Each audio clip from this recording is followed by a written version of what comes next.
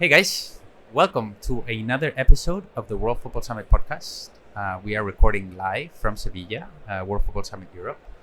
And I am thrilled to welcome a true industry legend. I am with Lluís Cortés. He's currently the coach of the women's national team at the Saudi Arabian Football Federation. And we're going to discuss, I think, interesting things about the evolution of women in football in the country, about leadership. But before that, Lluís, welcome to the show.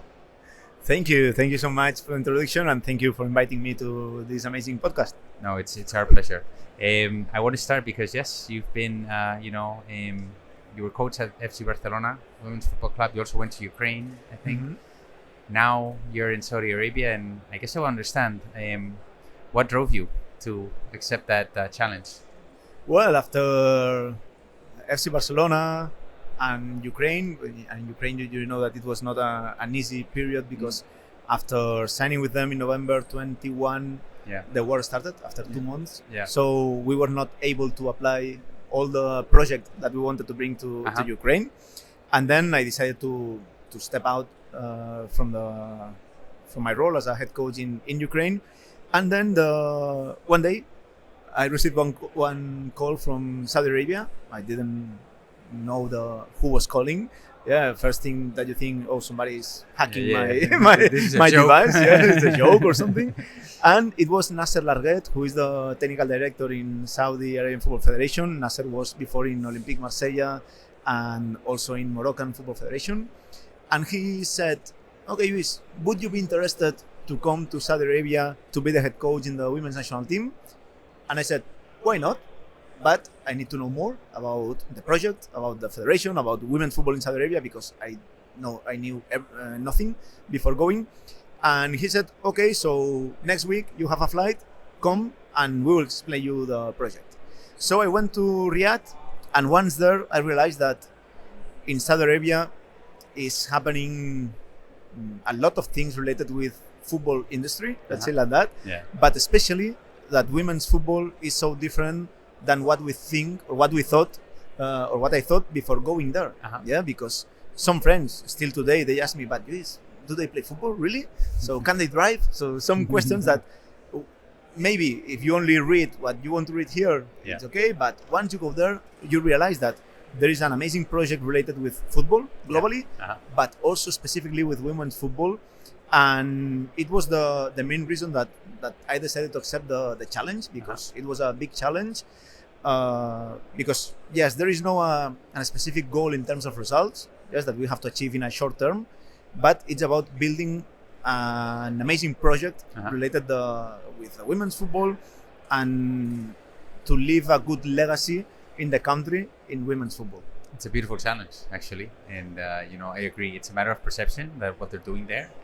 And I guess I want to ask you, what has been the evolution of women's football in Saudi Arabia? Because again, unfortunately, a lot of the audience is not aware of what's going on there.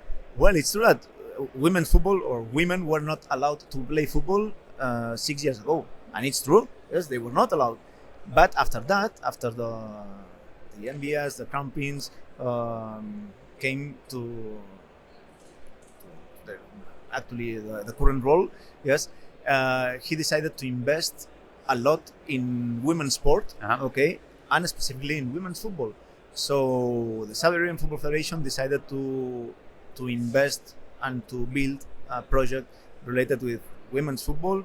Lamia Behayan, who is the vice president, and also Ali Al Rashid, the director in the women's football department, they established together with Adwa, who is in the Ministry of Sport. Yes.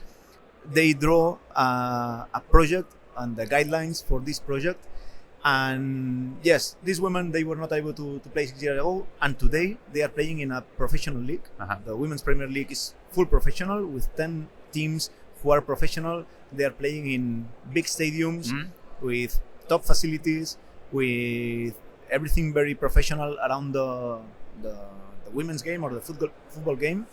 So the salaries, the facilities, the equipment, the staffs, everything is professional. Nice. So sometimes we only speak about what we have here. Yeah. That yes, true. In Spain, so women's football is in a good moment, especially after FC Barcelona's success and the national team success.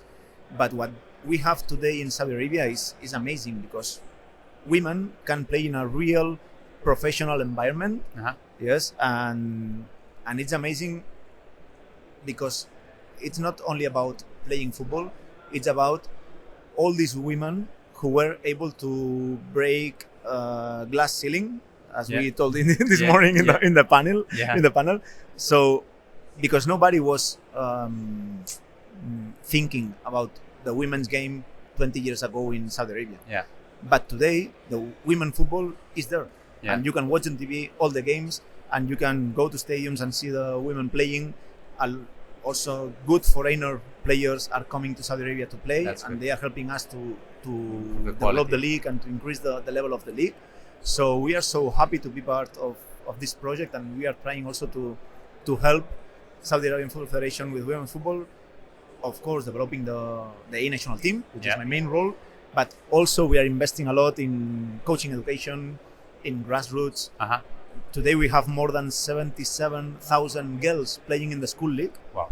It's a lot. It's a lot of girls playing football in Saudi Arabia. It means that in the future, maybe in 2, 5, 10 years, we'll have more quality. Yes, because at the end, quantity will bring you the quality. Yes. So it's good news that in Saudi Arabia, they are trusting the women's football, and they are investing a lot in the women's game. So to that point, what's the ambition? Because the evolution so far has been remarkable, but what has been standing out to me is the ambition behind everything they do. So specifically to women's football, what is the ambition? Well, the ambition is to win the World Cup tomorrow. It would be the dream. Caveat tomorrow. It can be the dream. But the ambition is so high. Because, of course, they will try to organize the World Cup in 2034 in the men's side. Yes, but in the women's side, we don't have a goal like that. But the goal is to be better than yesterday. So every day we have to be better than yesterday. Not only in the national team, but also in terms of the league, in terms of communication around women's football, in terms of everything related with women's football. So we have to improve every day. Every day. This is the mission. And this is our mission also in the national team. So I know that we are not going to win the AFC or the World Cup in the next edition. Yes, well, inshallah, like we say in Saudi, inshallah, but it will be very difficult. Yes, but we have to be better every day and every day. And I think that we are doing the right steps for that. Yeah, I think at the end of the day, I like it because I was speaking with another, she was a mental performance coach, Agustina Giovanni for BFC. And they have kind of a similar ambition, but from the club side. Because, and what he was telling me is, look, we have to focus on the process, rather than the outcome. That's the key. So I think that's what you're alluding to there, no? And I guess that brings to mind you were coach at Football Club Barcelona Femenino, the women's football team of FC Barça. You set the foundations of what it is today. So I guess I'm wondering, what makes a championship team? Okay, it's a multifactorial. So if you could highlight, I don't know, 2-3 things that you say, look, this is the key thing that, because I know it's a complex answer, but if you had to distill it down to 2-3 main pillars, what would it be? Okay, I think the first is to create a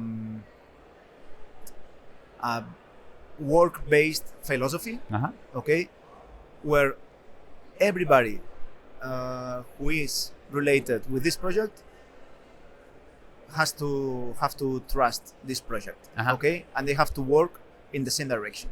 So this is first, to set a good philosophy and try to bring all the team, players, staff, management, supporters, so all the team in the same track. Yes, and if you go all together in the same track, you will have chances to win something or to build something big. This is first. Second, you have to trust yourself and who is next to you. So you have to build also a confidence atmosphere or scenario where you trust your players, where you trust your staff, where players trust you, where staff trusts you. So you have to create this confidence atmosphere, because sometimes in football it's not easy. Yes. But if you are able to create this work-based idea or philosophy and you are able to trust each other, everything will be easier. Yes, if we can say easier, because it's not easy. Yeah. And then also in football, because we are in a not easy industry, you need to feel also the confidence from the management.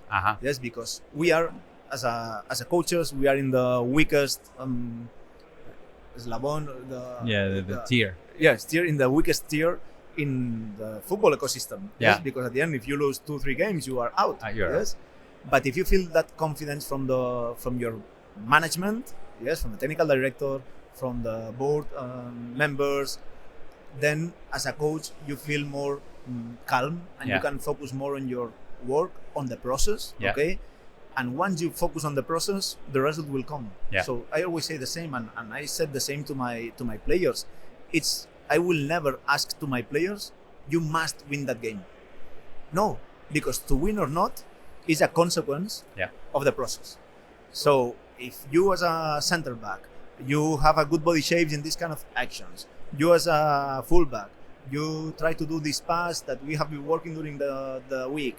So try to focus on these action goals or action objectives. If you do all these things good, you will have a lot of chances to win. Okay. So I always ask to my players, we have to deserve the win. Because maybe the other team is better and you are not winning. Okay, no problem. Or maybe the ref do some mistake. Whatever. And things can happen in football. So you have to focus on the process, but also the management need to help you and to trust you to focus on the process. Right. No, I like that, because I hope the ones that are listening here to this episode, even if they're leaders in the football industry, there's important lessons from a business side. No, so you talked about having a work-based philosophy. You talked about trust. You talked about management buy-in. I mean, at the end of the day, this is something that you see in a sports organization anywhere. Sure. So I mean, I think that's a key lesson. And I guess I'm thinking, why, now that you're here, I was wondering what has your experience been like, here? What do you need, or what do you feel that these events are important to kind of like not only develop the women's football game or whatever, but anything that comes to mind based on your experience? Okay, maybe people who are watching us maybe say, what's a head coach doing here? And maybe if you check the program and this, you can say, okay, I don't know if a head coach match a lot to this kind of events, but after being here these 2 days, it's amazing what you can learn from all the panels, from all this networking that we are doing outside the panels. So there are many people from the football industry, from the different sides in the football industry, from who we can learn a lot.